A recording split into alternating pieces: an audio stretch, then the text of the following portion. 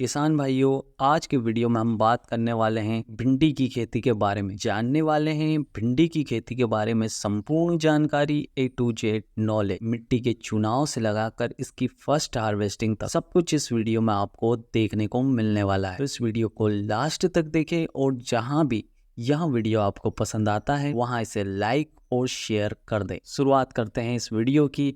जानते हैं मिट्टी का चुनाव कैसे करना है। भिंडी की खेती मिट्टी पर ज़्यादा निर्भर नहीं करती है। किसी भी प्रकार की मिट्टी में इसका उत्पादन अच्छा देखने को मिलता है। रेतीली, दोमट, बलुई दोमट, किसी भी प्रकार की मिट्टी में आप इसकी खेती कर सकते हैं, लेकिन दोमट और बलुई दोमट में सबसे बेहतरीन उत्पादन आपको देखने को मिलता है। किसान भाइयों, मिट्टी से ज़्यादा आपको भिंडी की खेती में उसकी pH वैल्यू का ध्यान रखना है। pH वैल्यू 5 से 6 तक हो तो आपको उत्पादन काफ़ी बढ़िया देखने को मिलता है। इसीलिए मिट्टी की जांच करवाइए और उसकी pH वैल्यू जरूर पता कीजिए, जिससे आपको पोषक तत्वों की कमी के बारे में भी एक अंदाजा हो जाएगा। पोषक तत्वों की कमी से आपकी भिंडी की खेती में काफ़ी फर्क पड़ता है। पोषक तत्व सबसे ज़्यादा अगर किसी फसल को आवश्यकता होती है तो है भिंडी।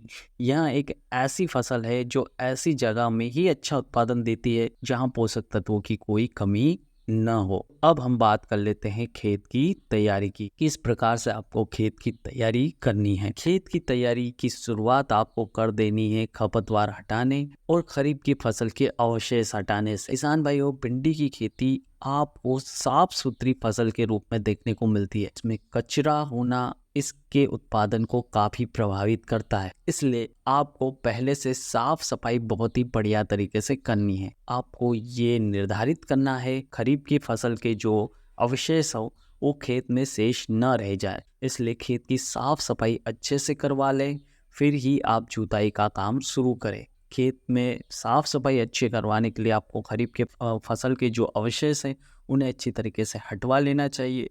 फिर 1-2 बार पलेवा करके आपको खरपतवारों को उगने देना चाहिए। खरपतवार उग आते हैं फिर उन्हें रोटावेटर से या फिर देसी तरीकों से आपको हटा लेना चाहिए। निंदाई गुड़ाई से भी आप इसे हटवा सकते। जैसे ही खरपतवार पूरी तरीके से आपके खेत से हट जाते हैं फिर खेत को आपको सूखने के लिए छोड़ देना चाहिए। उसके बाद ही आपको गहरी जुताई करवानी चाहिए। गहरी जुताई से पहले अगर आप गोबर की खाद डालना चाहते हैं खेत में तो अच्छी तरीके से गोबर की खाद का ट्रीटमेंट करके फिर आपको गोबर की खाद खेत में डाल देनी चाहिए।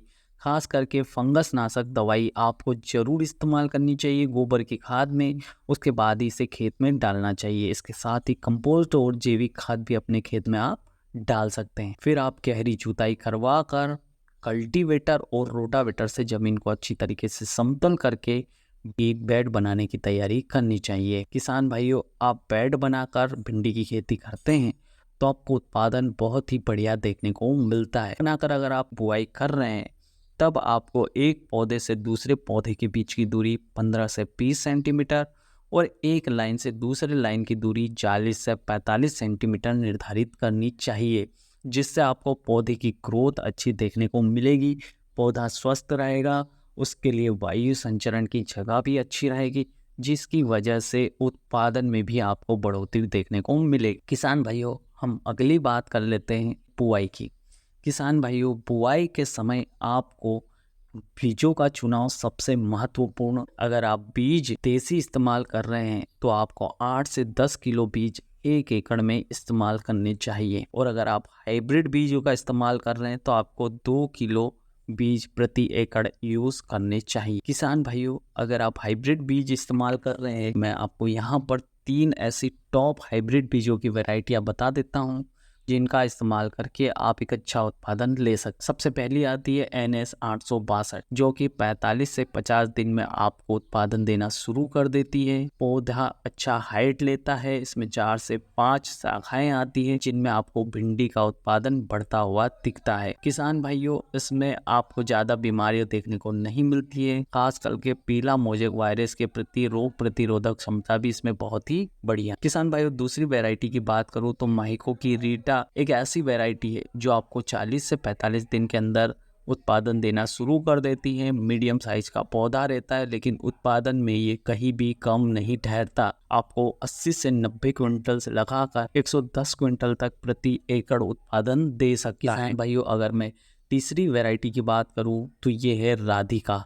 राधिका भी एक बहुत ही बढ़िया वैरायटी है और ख़ास करके सबसे ज़्यादा यूज़ की जाने वाली वैरायटी भी है। अधिकतर किसान भाई राधिका पर ही भरोसा करते हैं, राधिका की ही बुआई करना पसंद करते हैं। किसान भाई ये भी 40 से 45 दिन में आपको उत्पादन देना शुरू कर देती है और ये काफ़ी लंबा भी चलती है। इसके पौधे की हाइट ज़्यादा तो नहीं होती है, लेकिन शाखाएं बहुत ज़्यादा फूटती है, जिसकी वजह से आपको काफ़ी अच्छा उत्पादन देखने को मिलता है। तो ये कुछ ऐसी हाइब्रिड वैरायटियाँ थी जिनका आप चुनाव कर सकते हैं।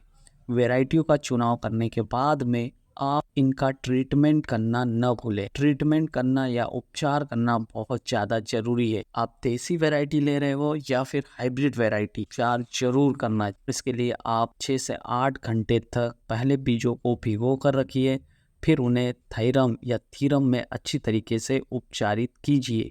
उसके बाद में से हल्की छाया में आधे से पौन घंटे तक आपको सूखने के लिए रख देना चाहिए, जिससे अच्छी तरीके से आपके बीजों पर उपस्थित परजीवी और बैक्टीरिया वगैरह अच्छी तरीके से हट जाएंगे और बीजों का उपचार बहुत ही बढ़िया हो जाएगा। जब तक आपका अंकुरण नहीं हो जाता और पौधा एक अच्छी ग्रोथ नहीं ले लेता है, तब तक ये थीरम आपके पौधे पर एक असर छोड़ते रहता है, जिसकी वजह से आपके पौधे की ग्रोथ में भी आपको अच्छा और ग्रोथ देखने को मिलता है। किसान भाइयों, अब हम बात कर लेते हैं, जब आप बुआई करेंगे तब आपको खाद कौन कौन से और कितनी मात्रा में लेना चाहिए। आप बुआई के समय आपको DAP 50 किलो, यूरिया 30 से 35 किलो, पोटास 50 किलो, और अगर आपने पिछली वाली फसल में जिंक या सल्फेट का यूज नहीं किया था तो जिंक और सल्फेट 4 से 5 किलो आपको लेना चाहिए। इस प्रकार से अगर आप बेसल डोज या पहला खाद रखते हैं, उर्वरक को इस तरीके से इस्तेमाल करते हैं, तो आपका जो पौधा है उसमें अंकुरण भी अच्छा देखने को मिलेगा। साथ ही साथ आपको उसके शुरुआती समय में रोग प्रतिरोधक क्षमता भी उसकी काफ़ी अच्छी देखने को मिलेगी। किसान भाइयों, अब हम बात कर लेते हैं अब हम देख लेते हैं कि जो पोषक तत्व हैं उनकी कमी की आपूर्ति आप बीजों के अंकुरण के बाद किस प्रकार से करेंगे। जैसे ही आपकी फसल 10 से 15 दिन की होती है तो आपको NPK 19-19-19 1 किलो 200 लीटर में डालकर अच्छी तरीके से घोलकर उसका छिड़काव आपके खेत में कर देना है। जैसे ही आप NPK 19-19-19 का छिड़काव करते हैं, उसके 15 से 20 दिन बाद में आपको फफूंदनाशक दवाई का इस्तेमाल करना चाहिए, उसका स्प्रे कर देना चाहिए। उसके बाद में फूल जैसे ही निकलने वाले हो उस समय 0-52-34 1 किलो 200 लीटर में लेकर आपको इसका अच्छी तरीके से छिड़काव कर देना। अब आपको अगला छिड़काव करना है पोटेशियम नाइट्रेट, जो फल बनने शुरू होने से पहले आपको करना चाहिए। जो 13-0-45 को आपको लेना है, 200 लीटर पानी में अच्छी तरीके से घोलकर 1 एकड़ में आपको छिड़काव या स्प्रे कर देना। इसके बाद में आपकी तुड़ाई शुरू हो जाती है। इसके बाद में जैसे ही आप तुड़ाई करते हैं उस समय भी आपको उपयुक्त पोषक तत्वों का छिड़काव करना चाहिए। उसके बारे में आप अगर जानकारी चाहते हैं तो आप हमें कमेंट जरूर करें, हम उसके बारे में, यानी कि पहली हार्वेस्टिंग के बाद में भिंडी में कब कब कौन कौन सी दवाइयों का छिड़काव करना चाहिए, कब कब कौन कौन से पोषक तत्वों की आपूर्ति करना चाहिए, इसका एक अलग से वीडियो बना देंगे। किसान भाइयों, बात करते हैं खरपतवार नियंत्रण की। खरपतवार नियंत्रण के लिए आपको सबसे पहले निदाई गुड़ाई का ही सहारा लेना चाहिए। निदाई गुड़ाई एक ऐसा तरीका है जिससे आप बिना भिंडी के पौधे को इफेक्ट किए अच्छी तरीके से आपकी खरपतवार है उनको, अगर आप दवाइयों का इस्तेमाल करते हैं तो आपको उत्पादन में कमी देखने को मिलेगी और आपके पौधे पर भी उसका काफ़ी गहरा असर होगा। इसलिए हमारी राय है कि आप निदाई गुड़ाई का ही सहारा लें। किसान भाइयों, ठंड के समय आप इसकी बुआई कर रहे हैं नवंबर के महीने, तो आपको सिंचाई की इतनी ज़्यादा चिंता नहीं होनी चाहिए। हर 7 से 8 दिन में ही आपको इसकी सिंचाई करनी चाहिए, बार बार सिंचाई नहीं करनी चाहिए। किसान भाइयों, बीमारियों या कीटों की बात करें तो फल मक्खी, ब्रिस्टल किटल और साथ में पीला मोजेक ऐसे कीट हैं जो आपको काफ़ी परेशान कर सकते हैं, जिनके लिए आप समय समय पर कीटनाशक और फफूंदनाशक का छिड़काव करते रहिए। आपको अच्छा उत्पादन देखने को मिलेगा और आपकी फसल भी बीमारी मुक्त रहेगी।